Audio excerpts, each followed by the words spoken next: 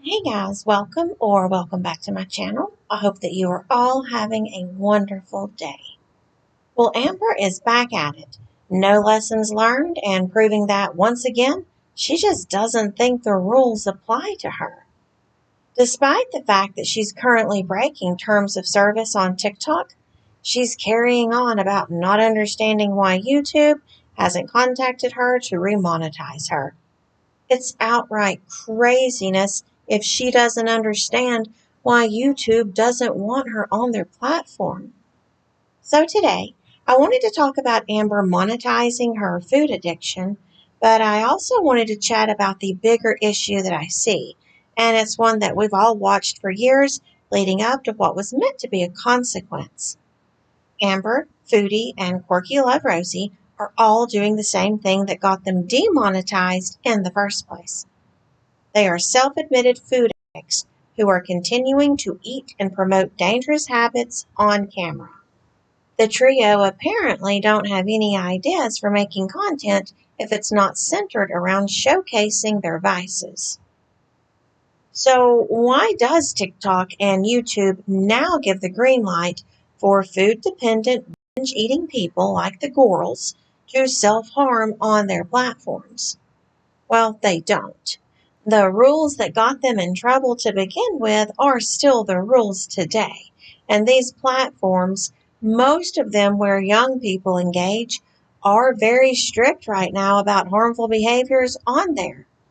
Eating on camera in and of itself is not the issue either, but being a food addict, binge eating tendencies, previously making money destroying your health, then coming back after being given a second chance just to be bigger and unhealthier than ever, and sitting in front of the camera barely able to breathe, shoving slop into their mouths in massive family-sized portions is not allowed. It was not allowed then, and that rule remains intact. I'm thinking that it won't be long before Amber, Rosee, and Chantal begin being mass reported in large numbers for self-harming again, because that's what they're doing, and people are tired of it. Amber, for example, even on her calorie deficiency videos, as she calls them, she's dancing, making inappropriate noises, and becoming so excited from that dopamine rush. She's acting almost ravenous, and it's clearly because food is her drug of choice. So she starts rolling her eyes into the back of her head and licking her lips, speaking in tongue or some crazy voice like a middle-aged woman trying to mock or minimize the fact that she has ruined her life. And forget about her body. Forget that she has ruined any chance that she had of being attractive outside of a certain audience. Those things are all superficial. She has ruined her life. You know, she said at one time that she was going to learn how to drive because she wanted to, but she could never fit behind the wheel at this point. She said that she wanted to travel or go on vacations to see the world, that Amber would need 3 seats on a plane now. And I remember when she said more than anything she wanted to get married. But I don't think she's physically capable of walking down any aisle. She has made her entire existence centered around food. And by looking at her, and please remember that she is heavily filtered no matter what she claims. And not only does she not have any facial pores, that wart that was on her nose, and even the door frames behind her, they disappear. They are blurred out. She is still unrecognizable at this point, and that heavy breathing to my untrained ears really does sound like pneumonia or something else could be setting in. I think Amber is performing in her final act. Let's talk about Chantal very quickly. She has continued to be right up in the camera, gorging herself while discussing her health problems, her type 2 diabetes, how it's difficult for her to get around. And she shows us that because she doesn't really move anywhere unless she's on that scooter that, by the way, is looking smaller and smaller and smaller under her body. She has been very depressed lately, and that does have me a little bit concerned because, you know, depression's real. It's not something to play around with. It's something that a lot of people suffer with, and Chantal does seem to be incredibly depressed here lately. But it's apparent that she has been using food to comfort her depression or her sadness, and those are the same foods that have been killing her for years. She can do what she wants to do. She is a grown woman in her 40s. She can do what she wants to do. But my point is that she should not be doing it on YouTube. She was demonetized for it before, and she should not be allowed to do it this time. Then, last but certainly not least, is the train wreck named Rosalind. Rosee was demonetized a few months back and said that she would never eat on camera again, which led me to believe that she had some type of an understanding of the behaviors that had caused her her monetization and why it had caused her her monetization. I mean, she must have known, right? Rosee, like Chantal and Amber, must know that they are potentially influencing vulnerable people, maybe people with their same untreated issues. But they do not have the right to do that on these platforms, and that's not according to me, that is according to the terms of service. And at first, I really thought that maybe Rosee would create new content because she needed the earnings that she was getting from YouTube. She had already said that. But since she cannot physically handle working outside of the home, I really believed that she was going to make changes. And I was apparently very wrong because Rosee is never on camera unless she's eating or in that pool, dry begging for gifts and talking about food. And she's tearing up that chair that she rolls around in the kitchen, too. She collapses onto it, and it makes this noise that indicates that something on it is already broken. It doesn't just squeak. There is a scream that comes from that chair when she sits on it. And I do figure that it is only a matter of limited time before that chair is going to break with her on it, and she's going to be left injured on the floor, unable to get herself up. But Rosee still talks about her pain and the exact physical limitations that she has, which are a direct result of her food addiction. But then you see she proceeds to binge eat on camera. But why? I mean, seriously, how did she not learn her lesson? You cannot be a food addict or have previously and extensively discussed your physical and mental health issues related to your food addiction and then show us how you give into that addiction on camera on these platforms. It is not allowed. We can look at Amber now and see that she is bigger than she has ever been before. And she's told us that she's bigger than she's been in years. But keep in mind that Amber likes to play around with words. So to hear her say, I'm bigger than I've been in several years, or I'm bigger than I've been in many years. Yeah, 35 years. Isn't she 35 years old? Girl, you are bigger than you have been since we have ever seen you. And this is just my personal opinion, but I think she's around 650 to 675 pounds. And yeah, that's a lot of weight just in general. But on her 5'1" or 5'2" frame, it is hard to imagine what that's doing to her bones. It's even harder to process after you see her. Amber, like the others, is eating herself quickly into her own grave. And that's their choice, though. These are their lives, and it's obvious what they have chosen to become.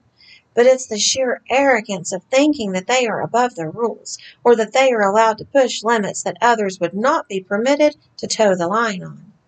Those who have made a career out of talking about their ongoing battles with eating disorders are not allowed to monetize and promote those disorders online.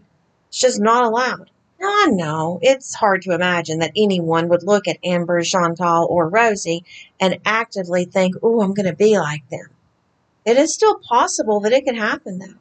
It hasn't been too long ago that Rosee had made a comment about how those with under-eating disorders like Eugenia, or those like her, were more dangerous because her or those like her had a more desired body type than those on the other end of the eating disorders who look like Rosee. And maybe there's truth to that, or maybe there's not.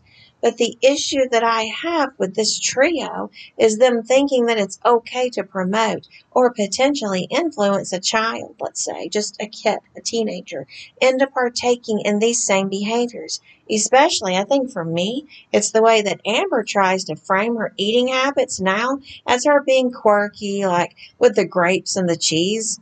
There was nothing quirky about that. People have had grapes and cheese for how many generations? I mean, wine and cheese. I don't understand, but Amber thought that she was being quirky and she was eating this massive amount of food. She was having, I think at one point it was like a snack plate that had 600 calories in it. For a snack, that's a whole meal. But anyway, Rosee is also trying to act like it's completely normal to eat the way that she does in the amounts that she eats. If you've ever watched any of her live streams, it's absurd the way she talks about the food that she's eating. I watched her cooking a steak one time, and I'm not playing with you. It had to have been 5 or 6 pounds of meat that she sat there and ate like it was nothing. Now, these women will try to argue that they are not mukbanging, even though they have multiple large portions of food laid out within camera shot. And they will say that they are not technically big because they always eat that amount. So it's not significantly more to qualify as binging, which I do disagree with. But then there are people who will call them out on how much they must be consuming just to maintain their current conditions. And these girls will say that they are swollen or that they actually do not eat much and we are just fat phobic.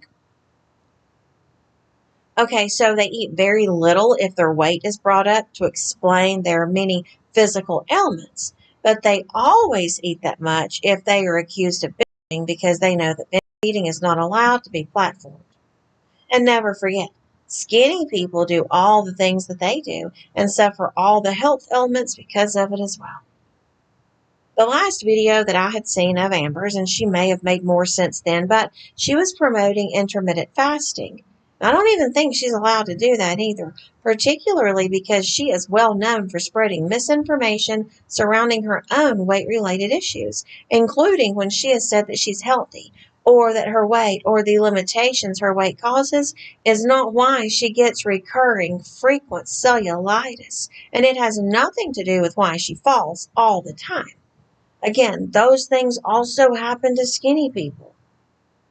She's rarely transparent or honest and admitted that her health problems are in fact due to her poor food choices.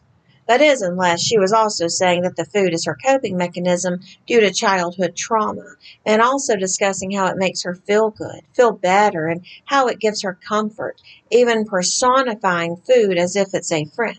But most importantly, Amber only uses those topics to clickbait or to promote her activities for views and money. And all the lolcow women seem to mimic this. They all copy one another. Health is only failing if failing health pays that day.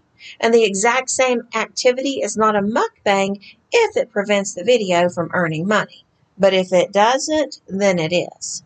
After Eugenia Cooney and others like her caused a lot of harm to thousands of people by promoting undereating online, those with admitted disordered eating of any kind are not allowed to promote over or under eating, including short-term fasting. So in my opinion, Amber is currently breaking TikTok's terms of service. Chantal and Rosee are still doing mukbangs, and they're not allowed to be doing that. And I think that they will be reported very soon because they are breaking YouTube's terms of service. And there will always be the ones who support these women or others like them who might ask, why does it even matter? Why does it matter to me, to you, or to anyone if people get online and promote behaviors that vulnerable people could easily be influenced by? And who knows? Maybe it's simply that some of us are tired of overly privileged, arrogant individuals breaking the rules repeatedly, harming others in the process, and laughing all the way to the bank. The irony of all of this is that I'm going to have to edit this video so heavily, you all will need written text to follow part of what I'm trying to communicate, because otherwise, Just my descriptive words of what they're doing will get this video taken down. But the lolcows can showcase the activities and nothing gets done. If you're new, I'm Birdie, and I thank you for stopping by. To everyone else, thank you so much for your continued support. I appreciate you more than you will ever know. Anyone who needs to reach me can just send me an email at clowncows@gmail.com. That's KLOWNCOWS@gmail.com. I'll be around. If you've ever questioned your importance, just remember this. The world is a better place and more amazing because you are in it. You are beautiful and you are enough. I'll see you right here next time. Bye for now.